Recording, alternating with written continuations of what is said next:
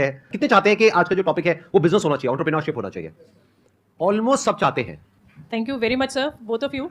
मैं एक्साइटेड तो थी, लेकिन अंकुर सर का नाम सुनकर एक ट्रिपल एक्साइटमेंट हो गई है। Thank you so much. And sir my question is around focus. आप दोनों से ही क्वेश्चन है, लाइक जैसे अभी क्या है, एक जॉब चल रहा है, एक डिजिटल बिजनेस चल रहा है और एक स्टार्टअप आइडिया चल रहा है बैकग्राउंड में, और अपना यूट्यूब जर्नी भी स्टार्ट करने का चल रहा है। तो फोकस और एनर्जी कहाँ डालें, क्योंकि कहाँ पर फोकस रखना चाहिए लाइफ में, मतलब किस टाइम पे? एक बार वोटिंग कर ले फटाफट से, क्या कितने चाहते हैं इस क्वेश्चन का आंसर दिया जाए? मैं अपने तजुर्बे से ही आंसर दे पाऊंगा। मेरे हिसाब से फोकस की 3 बहुत इंपॉर्टेंट पहलू होते हैं। नंबर 1, हम अक्सर ये बोलते हैं कि मैं जिस चीज़ पे फोकस करूं उस सवाल का जवाब मुझे पहले पता होना चाहिए। मुझे ऐसा लगता है कि उस सवाल का जवाब आपको उस चीज़ को करने के बाद पता चलता है। जब आप ये सारी चीज़ें कर लेंगे अपने जॉब में, अपने यूट्यूब चैनल पे, अपने एग्जिस्टिंग बिजनेस पे, स्टार्टअप आइडियाज़ पे, जब आप वो पूरा प्रोसेस कर लेंगे तब आपको पता चलेगा यार इस चीज़ पे फोकस करके ना ज़्यादा आउटकम निकल रहा है, इस चीज़ पे इतना वक्त डाल के मुझे और ज़्यादा उसमें एक आउटकम पता चल रहा है। So this is where I should focus. But it is also not possible. 24 घंटे ही हैं तो वक्त तो उतना ही है, कैसे डालेंगे? इसमें मेरा जो तजुर्बा है, and this really works for me, अपने दिन की शुरुआत आपको उन चीज़ों से करनी होंगी जिससे आपको एनर्जी मिलती है। ये दूसरी चीज़ है, वो चीज़ें करनी है जब भी ज़रूरत हो जिससे आपको एनर्जी मिलेगी, ताकि आप उस चीज़ों पर एनर्जी खर्च पाए। तीसरा, वेरी इंपॉर्टेंट, आपको अपने दिन को ऐसे नहीं बिताना है कि यार ये वक्त ना फ्री है, क्योंकि वक्त फ्री नहीं होता है। वक्त का एक बहुत बहुत इंपॉर्टेंट खर्चा होता है जो हमें बहुत बाद में ही पता चलता है। तो what I do, and it work really well, 8वीं या 9वीं कक्षा में मैंने अपने वक्त को नोट करना शुरू किया कि मैं हर एक घंटा अपनी जिंदगी का किस चीज पे बिताता हूं, और at the end of the day क्या उस खर्चे पे मैं खुश महसूस करता हूं या नहीं। And I did that till I was 26। तो करीब 13 साल तक हर एक घंटा मेरी जिंदगी का रिकॉर्डेड था। मैं एक नोटबुक पे लिखता था। अनफॉर्चुनेटली उस नोटबुक को दीमक ने खा लिया। तो मैं पूछने वाला था, मैं वो नोटबुक है क्या आपके पास एग्जैक्टली में? दीमक नहीं खा लिया, बट थैंकफुली जब मैं आईएसबी गया था तो मैं नोटबुक से एक्सेल शीट पे मूव हो गया। तो वो एक्सेल शीट है मेरे पास। तो अगर आप में से कोई भी मुझसे ये पूछेगा कि 2005 में 27 मई को 7 बजे शाम को आप क्या कर रहे थे, मुझे एग्जैक्टली पता है।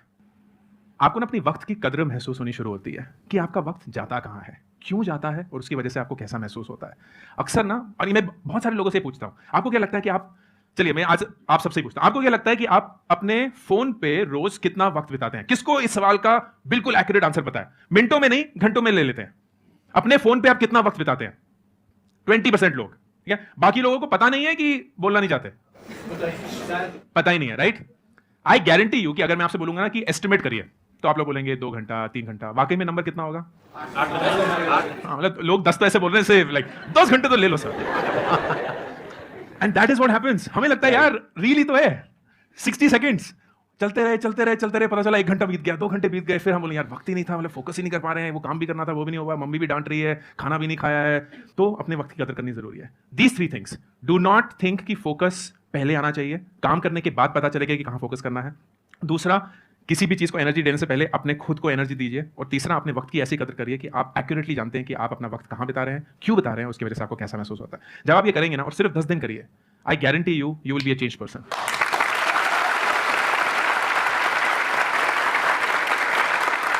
I'll also add something on to और this. मेरा भी एक सवाल आपके लिए भी है सर। please, नहीं please. पहले आप ऐड पहले आप करिए पूछेंगे, प्लीज। बताइए। सर मैं बहुत क्यूरियस हूं ये जानने के लिए कि आप अपना वक्त कैसे बिताते हैं, आपका दिन कैसा होता है। कितने लोग हैं जो इस सवाल का जवाब चाहते हैं? हाथ उठाइए।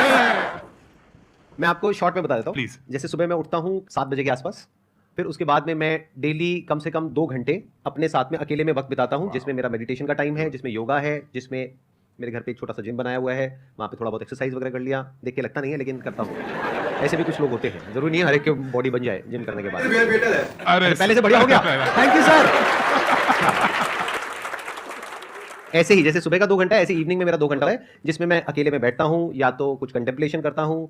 बुक्स वगैरह मैं ज़्यादा नहीं पढ़ता हूँ, तो मैं अपने आप से ही सही तरह के क्वेश्चंस पूछ लेता हूँ, आराम से समझता हूँ उसको हर पर्सपेक्टिव से, जो भी मैंने किया, जो भी सही किया, गलत किया, व्हाटएवर। तो एक तो ये हो गया सुबह का और इवनिंग का शेड्यूल। बाकी दिन में मेरा शेड्यूल काफ़ी बिजी रहता है, क्योंकि ऑफिस में भी मेरे को सारा देखना होता है, वहाँ पे काफ़ी बड़ी टीम है, ये सेशंस हैं, प्लस वीकेंड जो होते हैं मेरे, वो मेरी फैमिली के लिए होते हैं। बस हो गया आई थिंक। वंडरफुल।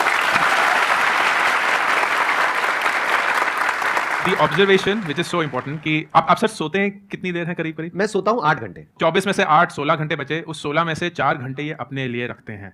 दिन का 25% संदीप जी सिर्फ अपने लिए रखते हैं, किसी और के लिए नहीं। लेकिन बिकॉज ही डज दैट, उनके पास वो एनर्जी है कि वो हम सब लोगों के साथ वो बाकी का 75% इस एनर्जी के साथ देते हैं। That's the only way to do it. So brilliant. Thank you so much. आपने जो क्वेश्चन पूछा था कि मैं ये भी कर रही हूँ, वो भी कर रही हूँ, उसके अलावा और भी नए नए आइडियाज आ जाते हैं, उस पर भी काम करना है, तो दिन में टाइम तो लिमिटेड है, तो हम इतनी सारी चीज़ें कैसे करें? तो पहले तो प्रायोरिटाइज कर लीजिए कि अगर 4 चीजें आप एक साथ में कर रहे हैं तो उसमें नंबर 1 पे क्या है, नंबर 2 पे क्या है, नंबर 3 पे क्या है, नंबर 4 पे क्या है। और जैसे सर ने कहा कि जब तक आप उसको प्रैक्टिकली करोगे नहीं तब तक समझ नहीं आएगा कि एक्चुअल में कहां पे फोकस करना है, कहां पे नहीं करना है। जब आप उन चारों चीजों को ट्राई करोगे तब आपको क्लियर होगा। हो सकता है जो अभी नंबर 3 पे है वो आपको लगे नंबर 1 पे आ गया, और जो नंबर 1 पे है वो नंबर 4 पे चला गया है। ऐसा होता है लाइफ में बहुत बार। नंबर 2, आप क्या कर सकते हैं कि अगर मानिए आप 2 या 3 काम एक साथ भी कर रहे हैं, जैसे मैं कर रहा हूं, I do a lot of multitasking life में। मानिए एट अ टाइम आप 2-3 चीजें एक साथ भी कर रहे हैं, तो try to connect the dots. उसको ये रखिए अपने माइंड में, एक बड़ी विजन रखिए, उस बड़ी विजन से इन सब कामों को कनेक्ट कर दीजिए। That is the way in which you can create order in your mind. यही एक बहुत बड़ी क्वालिटी होती है उन लोगों में जो कुछ बड़ा कर जाते हैं या एक्चुअल में लाइफ में सक्सेसफुल होते हैं। वो जो नहीं हो पाते हैं, वो क्या है, वो हर एक अलग अलग काम को अलग अलग समझते हैं। अलग अलग कुछ भी नहीं है, सब कुछ एक दूसरे से जुड़ा हुआ है। तो वो जोड़ आपको ढूंढना है कि जो आप कर रहे हो उसका कनेक्शन आपस में कैसे बन रहा है। ब्लॉक्स की तरह देखो, जो भी आप अलग अलग काम कर रहे हो उसको, पहला एक काम किया वो एक ब्लॉक हो गया, फिर अब एक दूसरा ब्लॉक हो गया, फिर तीसरा ब्लॉक हो गया। धीरे धीरे सीढ़ियां बनती चली जा रही है, आप इसके ऊपर चढ़ते चले जा रहे हो और आगे बढ़ते चले जा रहे हो। तो इस तरह से अगर सोचोगे लाइफ में, तो धीरे धीरे जो भी आप करोगे, फिर चाहे वहां पर सक्सेसफुल हुए हो चाहे फेल हुए हो, कुछ भी वेस्ट नहीं जाएगा, क्योंकि सब कुछ कनेक्ट हो जाएगा उस बड़ी विजन से। और एक दिन आप देखोगे कि वो सब कनेक्ट होकर के कुछ बड़ा कमाल का हो रहा है। Absolutely wonderful. सर मेरा क्वेश्चन ये है कि कोई ऐसा बिजनेस जो जीरो इन्वेस्टमेंट से शुरू हो, छोटे लेवल से शुरू हो और बहुत बड़े लेवल तक जा सके आज के टाइम को देखते हुए। अगर आप चाहते हैं कि भैया जीरो इन्वेस्टमेंट के साथ हमारा एक बिजनेस शुरू हो जाए, फिर हम लाखों करोड़ों रुपए कमाएं, that's actually the wrong start. क्योंकि आप वेट कर रहे हैं कि आपको पहले एक ऐसा आइडिया मिलेगा, फिर उसके बाद मैं मेहनत करना शुरू करूंगा, उसको समझने की कोशिश करूंगा, उसको अपने तजुर्बे से बड़ा बनाने की कोशिश करूंगा। That's the wrong start. मेरे हिसाब से सबसे पहले अपने आप से ये पूछिए कि कौन सी ऐसी चीज़ है जिसको मैं इतने अच्छे से करता हूं कि लोग मुझसे पूछते हैं यार मुझे तो बड़ा मुश्किल लगता है ये, लेकिन तुम बड़ी आसानी से कर लेते हो। वो चीज़ ना आपके तजुर्बे, आपके एक्सपीरियंस, आपकी फितरत से सबसे क्लोज है, and that may be your super power. उस चीज़ में आपको घुस जाना है, और उसमें सिर्फ वक्त लगेगा दोस्त, 6 महीने, 12 महीने, 1 साल, 2 साल। वो एक ऐसे मकाम पे पहुंच जाएगा जहां इस सवाल की आपको जरूरत ही महसूस नहीं होगी, क्योंकि वो इन्वेस्टमेंट आप डाल चुके होंगे। उसके बाद शायद लोग आपको पैसे देने के लिए तैयार होंगे, बहुत सारे और लोग आप पे विश्वास करके आपको पैसे देने के लिए तैयार होंगे। तो एक एंटरप्रेन्योर के लिए कभी भी पैसा सबसे ज्यादा जरूरी चीज नहीं होता है। उन्हें पता है कि आइडिया, अपनी मेहनत, टीम, तजुर्बा, ठोकरें खाकर उससे सीख पाना, that is the only way to learn. और ये सब चीजों में वक्त लगता है दोस्त, वक्त लगेगा। तो जिंदगी में सही चीज पाने के लिए कभी भी जल्दबाजी मत करना। And this person right here is a living example of that. कितने साल से यूट्यूब चला रहे हैं जब लोगों को यूट्यूब पता भी नहीं था, और ये इतना सक्सेसफुल बिजनेस भी चला चुके हैं। कोई जरूरत नहीं थी ये सब करने की, मुझे लगता है ऐसे, प्लीज मुझे पूरी स्टोरी, कोई जरूरत नहीं थी, राइट? इतना सक्सेसफुल बिजनेस, सब कुछ सही, लेकिन he chose that idea because he felt passionate about it. सालों सालों तक शायद कोई विजिबिलिटी नहीं मिली होगी, किसी को नहीं पता कि क्या चल रहा है, कौन है संदीप महेश्वरी, क्या करते हैं। आप जैसे लोगों को अगर जबरदस्ती भी नीचे मॉल से बुलाने की कोशिश करेंगे, यार मेरा शो चल रहा है आ जाओ, एक इंसान नहीं आएगा शायद। आप सब लोग आज तड़प रहे हैं आने के लिए। इसके लिए इन्वेस्टमेंट नहीं लगी, इसके लिए पैसा नहीं लगा, ये सब तो अभी बहुत बाद में आया है। सिर्फ मेहनत, सिर्फ वक्त एंड अपने ऊपर विश्वास। That will be my answer. क्या बात। 2 तरह की अप्रोच हो सकती है बिजनेस करने की। एक जिसकी आपने बात करी कि कोई ऐसा बिजनेस बताइए जो बिना पैसे के शुरू हो सके। हाँ, ऐसे बहुत सारे बिजनेस हो सकते हैं। यूट्यूब पे जाओ, चैनल खोलो, मोबाइल फोन आपके पास में है, कोई पैसे नहीं लग रहे हैं, टाइम लग रहा है। सिंपल, पैसे तो नहीं लगते ना, फ्री है ना। अगर चल गया तो पैसे आएंगे, नहीं तो जेब से कोई पैसा नहीं लग रहा है, टाइम लग रहा है। तो ऐसे एक नहीं है, ऐसे बहुत सारे आइडियाज हैं, but that is not the right way to start. जैसा कि इन्होंने कहा, राइट अप्रोच ये होनी चाहिए, या दूसरी जो एक प्रैक्टिकल अप्रोच है, एक सही अप्रोच है एक बिजनेस को करने की, वो ये होनी चाहिए कि आपको दिमाग ये नहीं लगाना है कि मेरी प्रॉब्लम क्या है। आपकी प्रॉब्लम क्या है? आपको बिना पैसे के बिजनेस शुरू करना है और आपको बहुत सारा पैसा चाहिए। ये आपकी प्रॉब्लम है ना। इससे दुनिया को क्या फर्क पड़ता है? इससे मुझे क्या मतलब है, औरों को क्या मतलब है, आपके साथ वाले को क्या मतलब है? आपको कोई मतलब है? देख लो, कह रहे नहीं। इनको मतलब किससे है कि जो आप करने वाले हो उससे इनकी लाइफ कैसे बेटर होने वाली है। क्या आप इनकी कोई प्रॉब्लम सॉल्व करने वाले हो? Business is about solving the problem of the other person. जितनी बड़ी प्रॉब्लम सॉल्व करोगे आप और जितने अच्छे से करोगे in comparison to your competitors, उतने ही ज्यादा सक्सेसफुल हो जाओगे। तो ध्यान अपना अपनी प्रॉब्लम से हटा लो। अगर एंटरप्रेन्योरशिप में आगे बढ़ना है तो अपना सारा ध्यान लगाओ जो इस दुनिया में प्रॉब्लम्स है उसकी तरफ। फिर देखो आपकी स्ट्रेंथ्स क्या है, उससे क्या कनेक्ट होता है। क्योंकि ये भी डिपेंड करता है कि आपके पास में क्या रिसोर्सेज हैं, आपका क्या बैकग्राउंड है, क्या क्वालिफिकेशन है, क्या आप कर सकते हो, क्या नहीं कर सकते हो, क्या आपका पैशन है। बहुत सारे फैक्टर्स है। ये हो गया आपके एंड पे, ये हो गया आपके रिसोर्सेज। एक है दुनिया में क्या क्या प्रॉब्लम्स है, उसमें आपको आइडेंटिफाई करना पड़ेगा कि क्या कुछ ऐसा है जहां पर जाकर के दोनों चीजें मिल रही है। ये जितने अच्छे से मिलेगी उतना ही बड़ा बिजनेस आप क्रिएट कर पाओगे।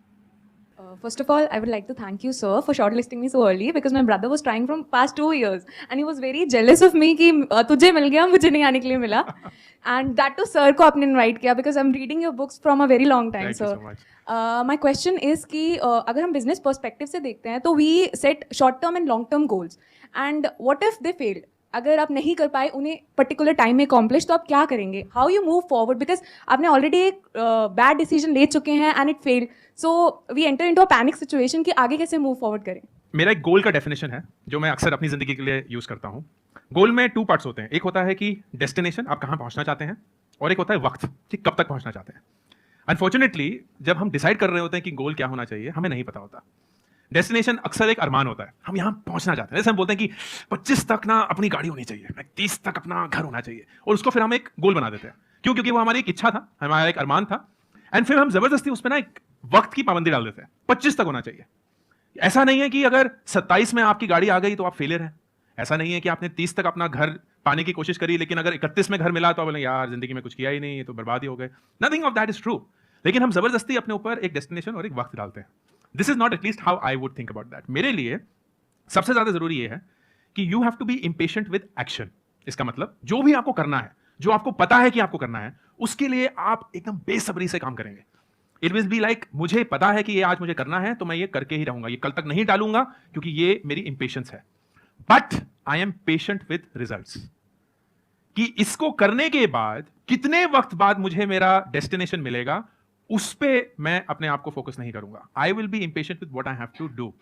अब इसके चलते यू विल रियलाइज गलतियां हो गई, लेकिन उन गलतियों को आप सुधार सकते हैं। क्यों? क्योंकि वक्त की कोई पाबंदी नहीं है। ऐसा नहीं है कि आपको आज ही वो फिक्स करना था, जीतना था। You have a really long way to go. अक्सर होता है, क्योंकि मैं बहुत वक्त बिताता हूं नौजवानों के साथ, एंड हर एक 20 ईयर ओल्ड को लगता है कि वो बूढ़े हो चुके हैं। सर जिंदगी खत्म हो गई सर, कुछ नहीं किया है अभी तक जिंदगी में, लोग कितना आगे जा चुके हैं, मैं 20 साल की हूं, मुझे कोई आइडिया नहीं है कि जिंदगी में मुझे क्या करना चाहिए। 20 ऐसे लोगों में पता है क्या बोलता हूँ, जो मेरे को ऐसे बोलता है, मैं कहता हूँ मर गए हो क्या? एग्जैक्टली लाइक हम शायद हम उम्र है, मतलब मैं 42 इयर्स का हूं, and I can not even begin to tell you how young 42 is. Agreed. इतनी लंबी जिंदगी है और इतनी खूबसूरत आप जिंदगी बना सकते हैं कि the worst thing you will do is that अपने अरमानों पे एक डेडलाइन डाल देना। Don't do that. मिस्टेक्स होंगी, you are very smart to recover from that. उस एक्सपीरियंस और कैपेबिलिटी को जो सर बोल रहे हैं उसको बटोरते रहना है, और उसमें उत्सुकता होनी चाहिए, क्योंकि वो अगर हो गया ना तो बिलीफ ऑटोमेटिकली आ जाएगा। बिलीफ आएगा तो ऑटोमेटिकली रिजल्ट्स आएंगे, रिजल्ट्स आएंगे सक्सेस आएगा, सक्सेस आएगा तो आप भी एक दिन इस स्टेज पे बैठे होंगे। And that is how you have to think about it. It doesn't matter like मैं बोल सकता हूं अरे इतने सारे लोग हैं जो सर को बुला दिए, वो तो 28 साल के ही हैं, और देखिए वो संदीप सर के साथ बैठे हुए हैं, मैं 42 में, क्या ही उखाड़ लिया मैंने जिंदगी में कि मैं 40 साल की उम्र में यहाँ आया हूं। कोई फर्क नहीं पड़ता ना दोस्त, एक जिंदगी है, और मैं भी मरते हुए यही बोलूंगा कि मैंने संदीप सर के साथ स्टेज शेयर किया, 25 साल वाले भी यही बोलेंगे, कोई फर्क नहीं होगा। Everyone did what they wanted to do, and that's the beauty of life. So that is what I would suggest.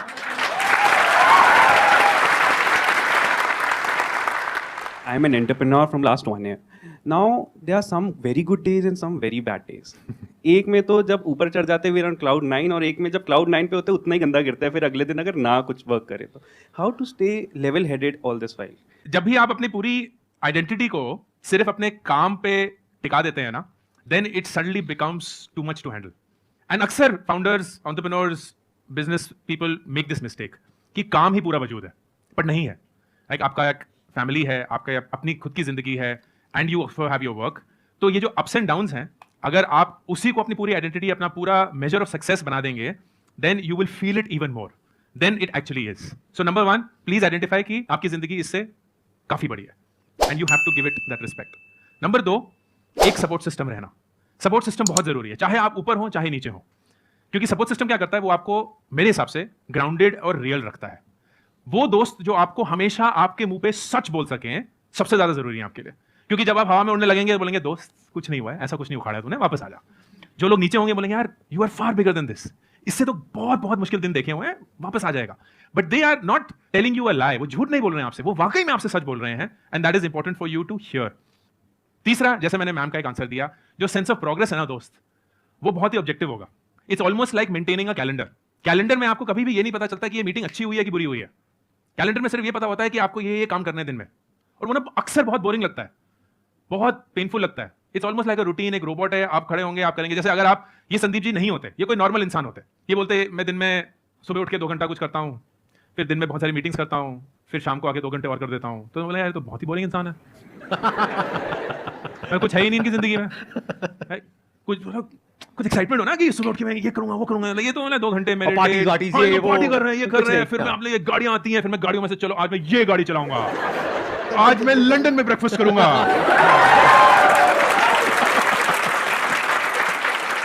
ऐसा कुछ भी नहीं है। ब्रेकफास्ट में मेरे होता है पोहा या तो दोनों नहीं, या तो पोहा या उपमा या ढोकला या इडली या डोसा, बस या हाँ या हाँ। So this is very important यार। जिंदगी की बोरियत बोलते हैं ना लोग, एक रूटीन होना, दैट इज सो इंपॉर्टेंट, क्योंकि वही बोरिंग चीज ना अल्टीमेटली एक सक्सेस पैदा करती है। So whenever you feel very high very low, make your routine your best friend और वापस उस रूटीन में चले जाइए। इट्स ऑलमोस्ट लाइक सेइंग कि यार कोई फर्क नहीं पड़ता। धोनी मोड क्या होता है? लाइक धोनी मोड क्या है? वो जीत गया पता ही नहीं चलता वो जीत गए हम, वो वैसे ही बोले हाँ ये बोले, हार गए पता ही नहीं चलता हार गए हैं, वो तब भी बोले चलो चलो चलो कोई नहीं। इज लाइक ज़ेन ना, ऐसे उसको कोई चीज फर्क ही नहीं पड़ती है उसकी जिंदगी में। इज दैट बिकॉज उनको अंदर से महसूस नहीं होता? नहीं, he is gotten two point यार ये रूटीन है, हर एक मैच एक रूटीन है, प्रैक्टिस एक रूटीन है, और उसकी वजह से तुम कभी जीतोगे कभी हारोगे, लेकिन ना कभी जीत को सर पे चढ़ाना ना कभी हार को अपनी हार मानना, रूटीन में बस वापस घुस जाना। That's the only thing that has worked for me, and I will be very surprised if it doesn't work for others. So ये तीन चीजें, and that's how I do it. मैं थोड़ा सा ऐड कर सकता हूँ यहाँ पे, आप लोगों की परमिशन है? जी, शो तो मेरा ही है। हाँ। देखिए, ये जो आपने क्वेश्चन पूछा है ना, ये सिर्फ बिजनेस में नहीं, ये लाइफ में भी आपको बहुत हेल्प करेगा अगर इसकी अंडरस्टैंडिंग आपको क्लियर होगी तो। बिजनेस को आपने अपने लिए चूज किया है ना, और जैसे ही आपने बिजनेस को चूज किया तो आपको पता होना चाहिए बिजनेस का मतलब ही अप एंड डाउन है, हाइज एंड लोज है, इसी को बिजनेस बोलते हैं। बिजनेस में फिक्स कुछ भी नहीं होता है, डेली अप डाउन होता है, वीकली अप डाउन होता है, मंथली अप डाउन होता है, ईयरली अप डाउन होता है, पूरी लाइफ में यही चलता है। तो अगर ये बात आपको पता है तो आपके साथ अप क्यों जाना है और डाउन के साथ डाउन क्यों होना है? बिल्कुल ऐसा है कि अगर आपको बहुत ही अच्छी लाइफ चाहिए, आपको बहुत ही स्टेबल लाइफ चाहिए, अगर रिलेशनशिप की बात करी जाए तो शादी क्यों कर रहे हो? और अगर शादी कर रहे हो तो आपको पता होना चाहिए कि एक दिन बहुत ही अच्छा लगेगा कि अगला दिन बहुत ही खराब जाएगा, इतना खराब जिसकी कोई हद नहीं है। आप देख सकते हो मेरी शक्ल पे, मैं झूठ नहीं बोल रहा हूं।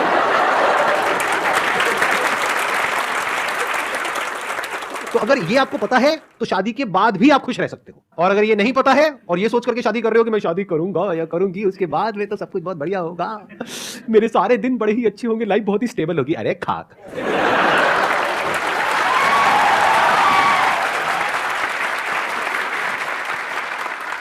सर आपकी हंसी से मैं कुछ आइडिया लगा पा रहा हूँ। नहीं नहीं नहीं, बिल्कुल नहीं। मैं सिर्फ आपका मैरिड राइट? हाँ हाँ, आई मैरिड विद 2 kids। हाँ। मैं सिर्फ आपका बुरे और अच्छे दिन का ब्रेकफास्ट विजुलाइज कर रहा था। बुरे दिन में क्या होता होगा और अच्छे दिन सर उसमें ब्रेक हट जाता है, सिर्फ फास्ट रह जाता है। मजा आया आप सबको या नहीं आया? Thank you so much sir for coming. Thank you so much for मेरे को सीरियसली बहुत अच्छा लगा आपसे मुझे इंटरेक्ट करके, बहुत बहुत अच्छा मजा आया। लगा, आई थिंक हमारी ये जो एंटरप्रेन्योरशिप वाली वाइब्स है वो मैच कर गई। Thank you all also for coming here.